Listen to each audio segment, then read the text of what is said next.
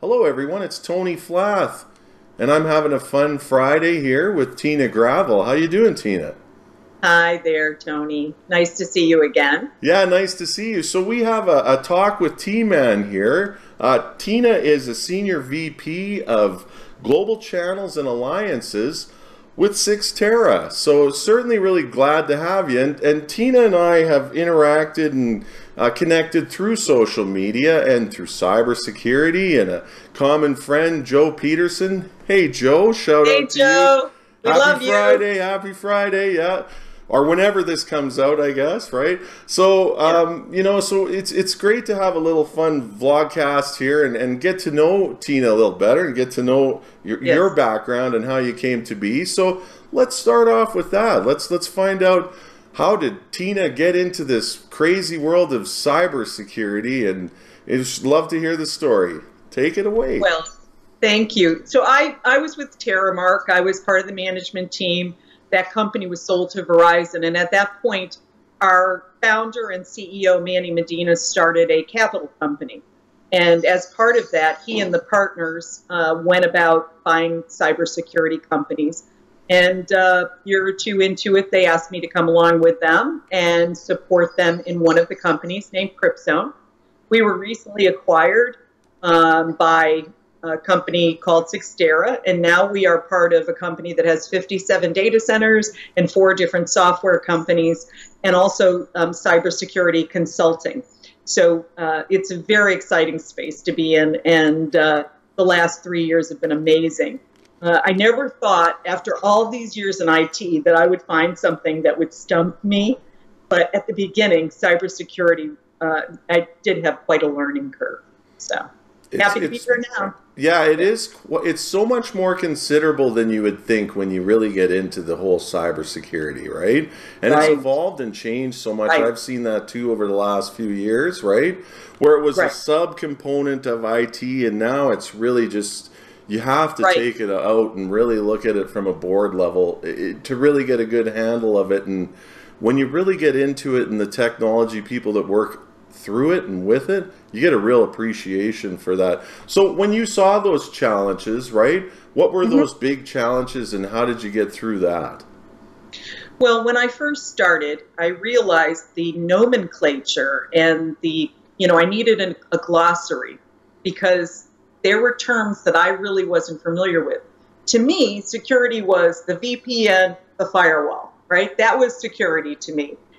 And then all of a sudden I found out about endpoints and NACs and CASBs and all of these terms. So I'd go in with one of our technical people, and I'd listen, and somebody would ask a question, and I didn't even know the basics of the answer. And so I was like, whoa, I've finally been stumped, and it's crazy after so many years in IT that I would be, I would be in this place. But it's been very good for me, because I've learned this language. I've learned what the important topics are. And it's a very timely subject, as we all know. We personally feel it. Our companies feel it. It's very important. Oh, it is so important, and it's certainly staggering, the growth of it, and the different ways that it's being affected. And it is like there's a big mindset difference between the whole perimeter. I've got a good perimeter and I'm protected, right?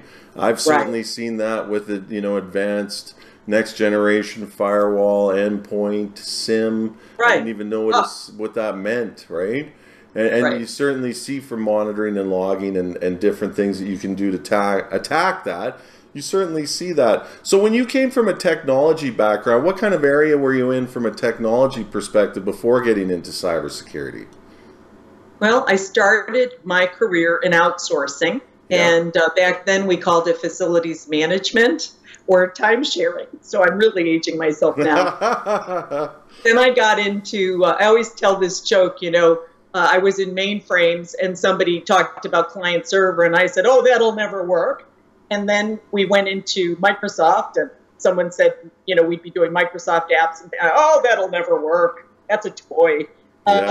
And then the internet came, and fortunately, I was able to hang on to those trends and be able to be part of the excitement of those trends, whether it be client server, internet, cybersecurity, whatever, cloud. I was very early on in the cloud.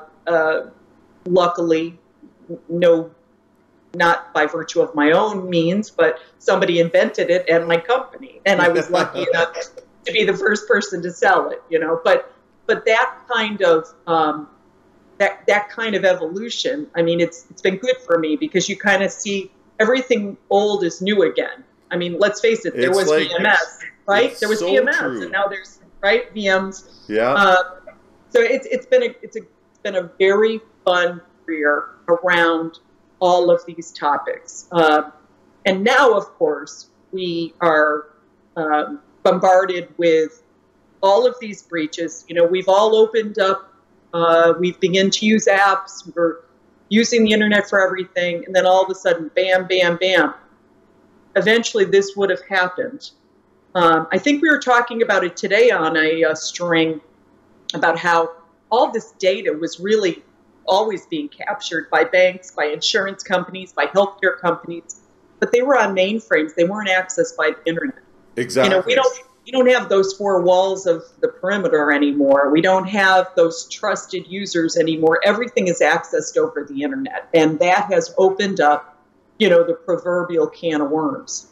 It sure has. It's almost like the mainframe, and I had one of these episodes, episode 1 with Ian Moyes, talking about that. He came from a mainframe background, right?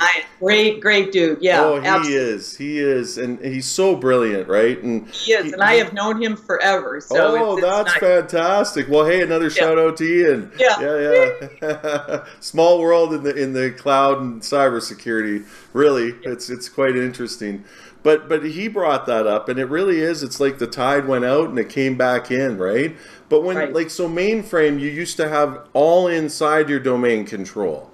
Now you're taking a similar kind of view on a public domain with so many access points that it's near impossible to manage the overall. Like when you look at shadow IT, you look at cloud, you look at your own infrastructure, right? There's certainly some compromise points there for sure.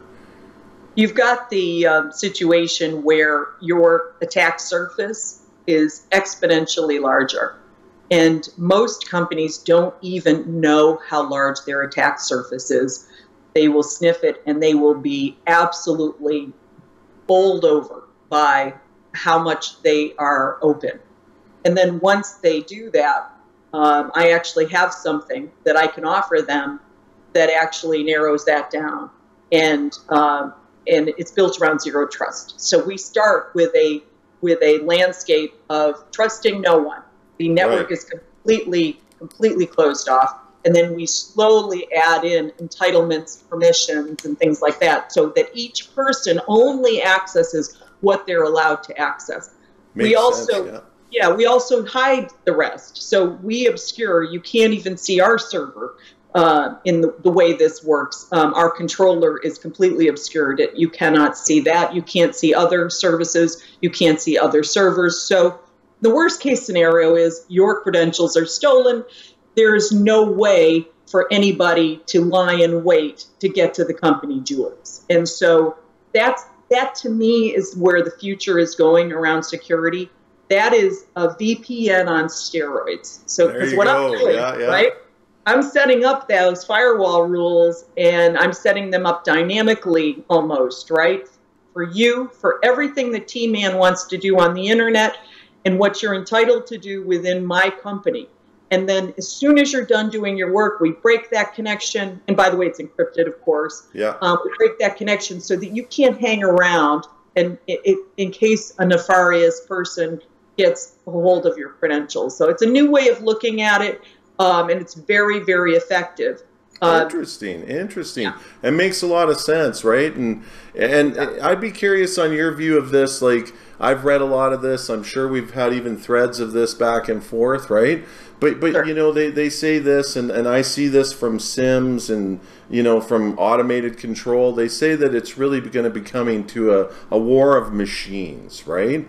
Where your bad actors have access to well-organized bots, to well-organized efforts, to well-organized automation to attack, right? And in order to, fight that, and be able to deal with that, I'd be curious of your view of that war of machines and from your perspective and how your go-to-market is from that view. Well, I think we've seen the segmentation of the networks and the segmentation of applications solve some of the problems between machine-to-machine communication. I think IoT, once again, the complexity of that is causing us to have to relook at, hey, what do we do? How do we solve for security when the device is, something that may not get a firmware update? And I think you do it in a similar way. You look at entitlements and you look at the permissions, and you only allow when you verify contextually that that device is behaving the way it should. You look at it a little bit closer. VPNs, if you look at a VPN, right, how does a VPN check things out? It's all IP address, right? So I look at it like, I always joke about my grandmother, right? So somebody is knocking at the door. Yeah. And instead of saying, who is it? She says, come in. That's a VPN, right? We knock at the door. If it's the right IP address, come on in. And then you have access to everything. That's not what we do. We're going to look at contextually. If you're a machine, if you are a person, whatever it is, we're going to say, are you who you are, who you say you are, based on software, based on antivirus, based on location. This is a bot from China. You are certainly not Tina, or you're certainly not Tony. Nope, right. I'm going to block that, right? And then when we do check you out and we do give you access, we give you access to a finite amount of resources to what you have to access at that time, and that's it. And then we cut it off later. So it's really the same motion, whether it be a machine or a person. For sure. Well, thanks for that. That's a fantastic view of that. And I know we both come from the cloud, right? We came from the cloud first and then got into this whole crazy cybersecurity land, and certainly cloud is paving along with that, right?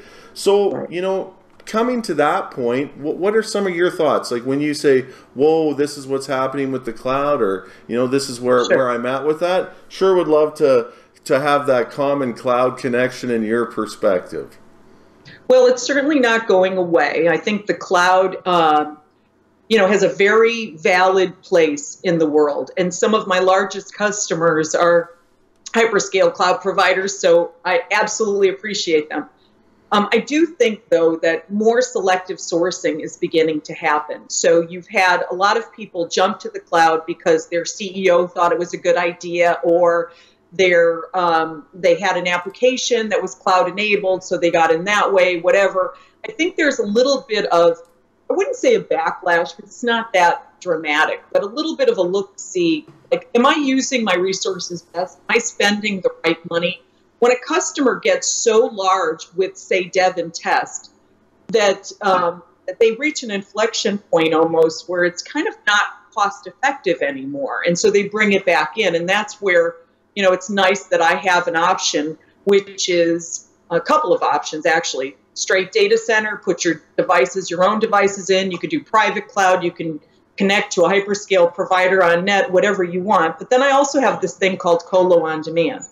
And if someone doesn't want to drive to the data center, we have a way of giving them compute nodes and network over a portal, which allows them to install things that wouldn't ordinarily run in a cloud or wouldn't be cost effective in a cloud. It's more of a wholesale look at the cloud, if you will. It's not a wholesale cloud because it's not a cloud product. You can put whatever hypervisor on there. You can do whatever you want with it. It's not bare metal. It does have the benefits of the software that runs what our infrastructure is all about right now is Nutanix. And if you know Nutanix, there's software involved there, which we're going to help you update and so forth. But it's completely hypervisor agnostic.